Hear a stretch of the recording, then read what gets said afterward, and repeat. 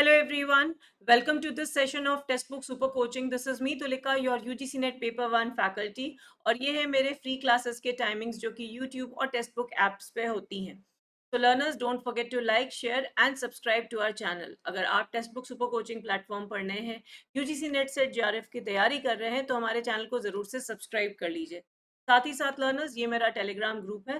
For all important updates do join the Telegram group. तो learners, आज का ये जो हमारा सेशन है वो आपके रीनेट के लिए काफ़ी इंपॉर्टेंट है.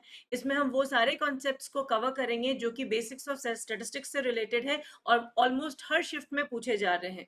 तो जो टॉपिक हम आज कवर करेंगे वो है based on mean, median, mode, range, NPC, t test और z test, ANOVA, correlation and standard deviation. इस आज एक सेशन में इन सभी कंसेप्ट्स को बेसिक से करेंगे. तो इस सेशन को पूरा देखिए और समझने की पूरी तरह से कोशिश कीजिए, because they will help you understand the basics of statistics and how do we use it in our research. So we'll start with measures of central tendency. So measures of central tendency क्या होता है? इसका ये मतलब होता है कि जो हमारा जो डेटा सेट है वो कहाँ लोकेटेड है, उसका सेंट्रल पॉइंट कहाँ है, उसका जो अगर हम लोकेशन देखना चाहते हैं कि जो वैल्यू है वो कहाँ पे हमें एक्चुअली मिल रहा है.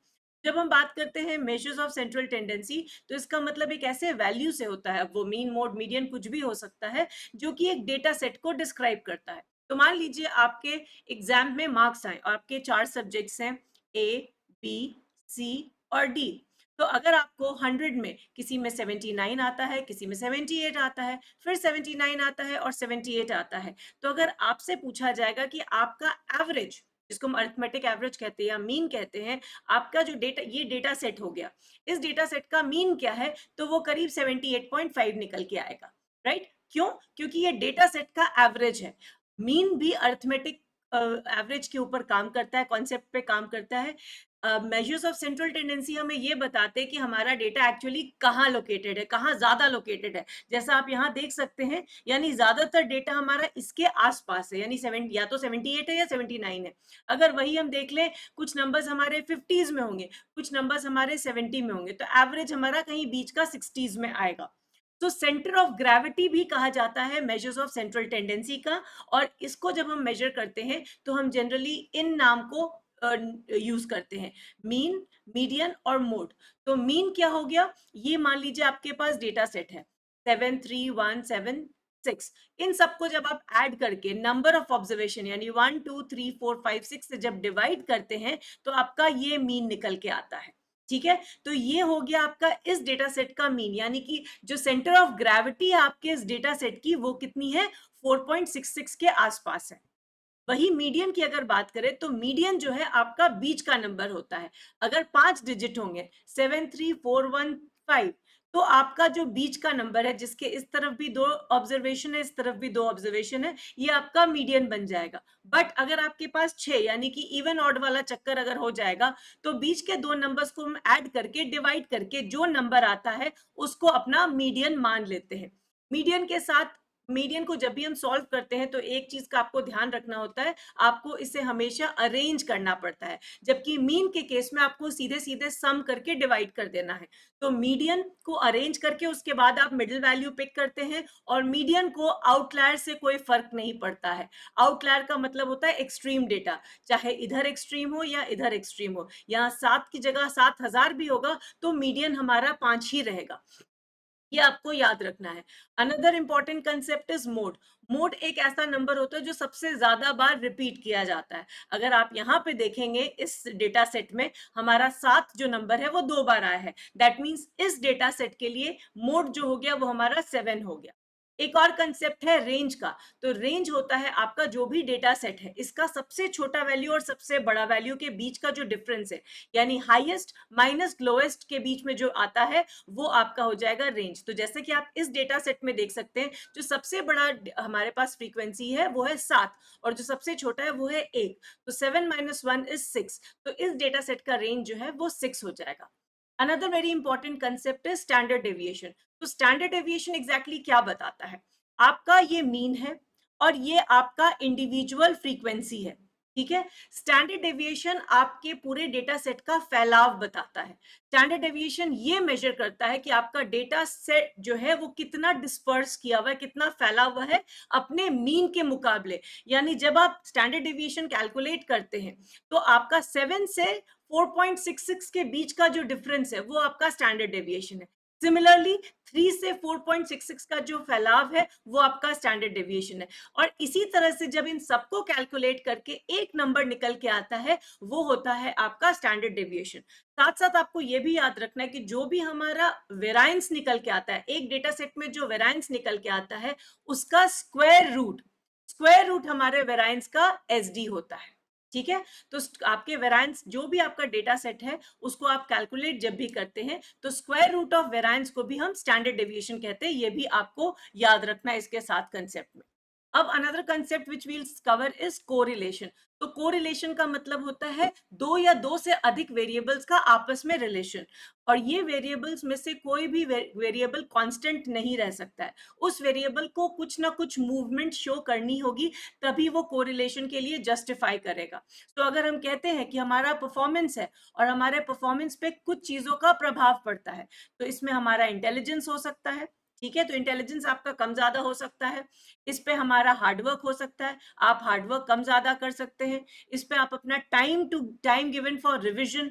तो ये सब आपके इंडिपेंडेंट वेरिएबल हो गए और ये आपका बेसिकली डिपेंडेंट वेरिएबल है। बट ये एक वेरिएबल के ऊपर ये सारे वेरिएबल प्रभाव डाल रहे हैं, इफेक्ट डाल रहे हैं। तो कोरिलेशन हम जब भी स्टडी करते हैं तो इनके बीच में आपसी में क्या सहसंबंध एग्जिस्ट करता है उसके बारे में हमें कोरिलेशन बताता है कि कितना डिग्री ऑफ रिलेशनशिप है। क्या इंटेलिजेंस और परफॉर्मेंस का रिलेशनशिप स्ट्रांग है या हार्डवर्क और परफॉर्मेंस का वीक है।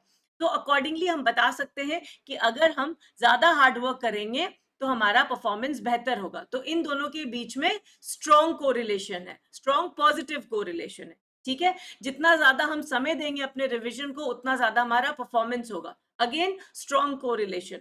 अगर मान लीजिए हमारे पास काम वर्कलोड, बाकी किसी चीज का वर्कलोड आ जाएगा, अगर वर्कलोड बढ़ गया तो हमारा परफॉर्मेंस घट जाएगा। यानी इन दोनों के बीच में नेगेटिव कोरिलेशन हमें देखने को मिलेगा। तो कोरिलेशन का बेसिकली यही काम रहता है कि हम दो या दो से अधिक वेरिएबल के बीच में रिलेशनशिप को देखते हैं।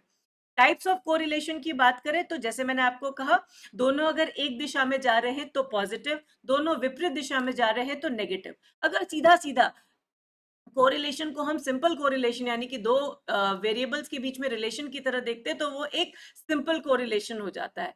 वही अगर मान लीजिए एक से अधिक वेरिएबल्स हैं, कुछ ये प्रभाव डाल रहा है कुछ ये प्रभाव डाल रहा है, तो वो पार्शियल आधा कोरिलेशन हो जाता है।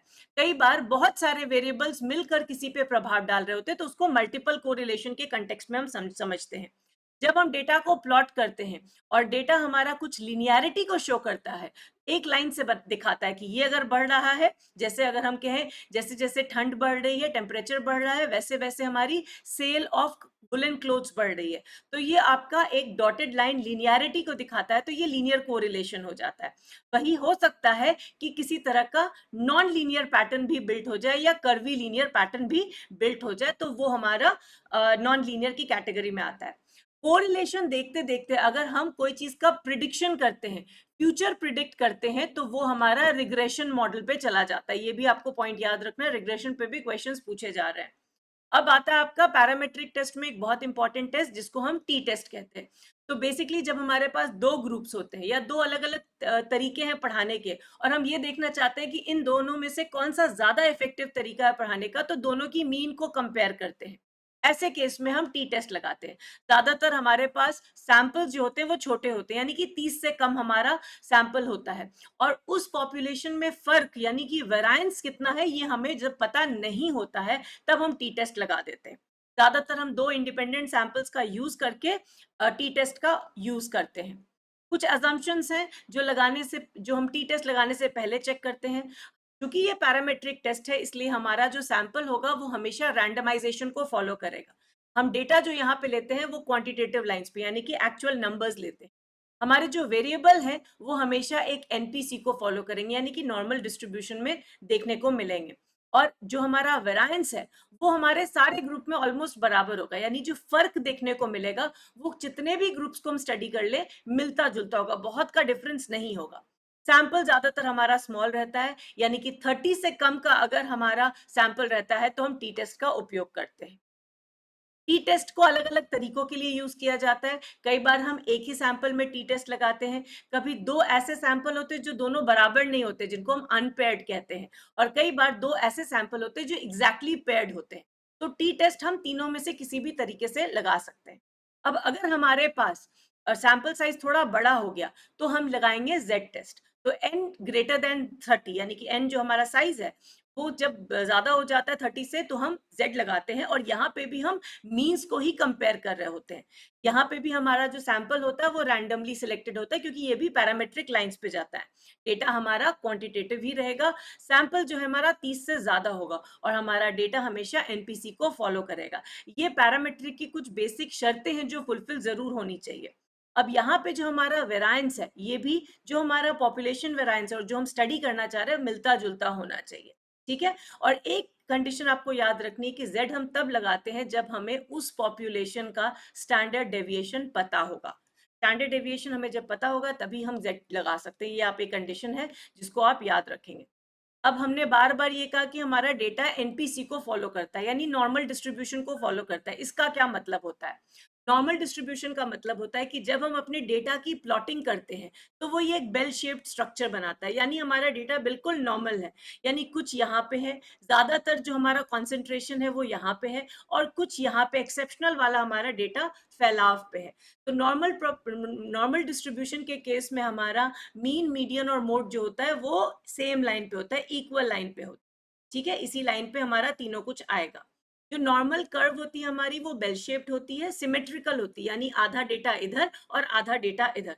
जो पूरा एरिया हमारे कर्व के अंदर में आता है वो एक के इक्विवेलेंट मान के चला जाता है।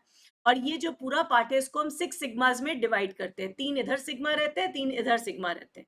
ये जो हमारी लाइन होती है ये कभी भी सरफेस को टच नहीं करती है, ये इंफिनिटी तक जाती है। ठीक है, तो नॉर्मल डिस्ट्रीब्यूशन में आपको इस चीज का ध्यान में रखना है। और अगर हमारा ये पर्टिकुलर डिस्ट्रीब्यूशन फॉलो नहीं होता है तो स्क्यूनेस आ जाती है, यानी कि किसी एक तरफ हमारा डेटा जो है वो ज्यादा झुकाव शो करने लगता है। तो नॉर्मल कर्व जो है वो बेसिकली हमारे नॉर्मल डिस्ट्रीब्यूशन को डिपिक्ट करता है। ये हमारे मीन और स्टैंडर्ड डेविएशन हम इसके माध्यम से फाइंड आउट कर सकते हैं। ये एक हमारा सिमेट्री को शो करता है, बेल शेप को शो करता है। दोनों ही दिशा में ये इनफाइनाइटली ये कर्व जो है वो आगे की तरफ जाती है। और जैसे मैंने आपको कहा ये जो पूरा एरिया है ये 6 सिग्मास में डिवाइडेड रहता है। तो बेसिकली हम इसको स्टैंडर्ड डेविएशन की इक्विवेलेंस में लेते हैं और इस तरह से हम अपना कैलकुलेशन करते हैं। जब भी हमारी एक सिस्टमैटिक डिस्ट्रीब्यूशन फॉलो होगी हमारा मीन, मीडियन, मोड हमेशा से बीच में आएगा। और जब भी हमारा स्क्यूड डिस्ट्रीब्यूशन होगा तब आपका ये जो डिफरेंस है चाहे वो मीन, मीडियन, मोड का, हमें आगे पीछे देखने को मिलेगा, डिपेंडिंग अपॉन वेदर हमारा ये स्क्यूनेस नेगेटिव है या पॉजिटिव लाइंस पे। Learners, before we proceed further, हमारा फाउंडेशन बैच 2.0 की लाइव क्लासेस चल रही हैं for paper 1 and paper 2। Latest exam pattern, structured study material और स्पेशल मेंटरशिप के साथ the course is available. You should get yourselves enrolled now, and this is the time for your homework. So which of the assumption is not valid for z test? तो जब भी हम z test लगाना चाहते हैं इनमें से कौन सा assumption valid नहीं होता है, तो आपको बताना है इनमें से कौन सा होगा सही answer. And do let me know how did you find this quick revision of the basics of statistics. एक ये आपको बेसिक अंडरस्टैंडिंग दे देगा अबाउट द टर्मिनोलॉजीज जो हम ज्यादातर अपने स्टैटिस्टिक्स इन रिसर्च में यूज करते हैं। So learners, do practice these concepts as they are very important. Don't forget to like, share and subscribe to our channel. And this is the number for any subscription based course. These are the timings of my free live sessions. All the very best. Keep practicing.